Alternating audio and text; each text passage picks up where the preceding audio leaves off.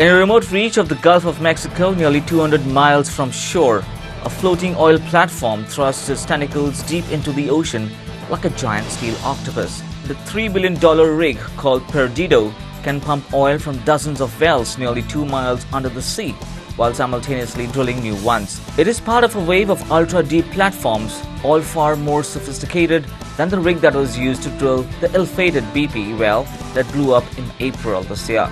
These platforms have sprung up far from shore and have pushed the frontiers of technology in the Gulf, a region that now accounts for a quarter of the nation's oil output.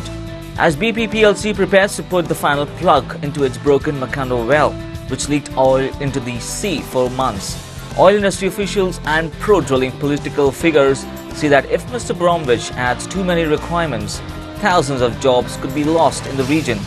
If he doesn't add enough, says environmentalists, the Gulf could suffer another major accident. The Obama administration is fighting in court to remain until November 30th, a moratorium on deep water drilling in the waters deeper than 500 feet. The White House and Mr Bromwich, who became head of the Bureau of Ocean Energy Management, Regulation and Enforcement in June, says the halt is necessary because the oil industry hasn't shown that it has the safety systems in place to avoid a repeat of the BP disaster. Moving on, Canada for the most part is pretty conservative when it comes to gambling, except in some of the far-flung places such as Alberta. A recent survey on the gambling habits of Canadians has indicated that more gambling goes on in that province than anywhere else in the large country.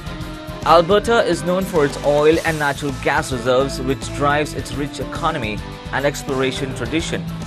The National Post newspaper observed that gambling revenues are fueling Alberta's economy, with numbers compared to both oil and gas. The article said revenues from gambling and alcohol actually rival income derived from energy resources. The current budget year royalties from conventional natural gas are forecast to hit only $1.9 billion this year, significantly down from $6 billion 4 years ago.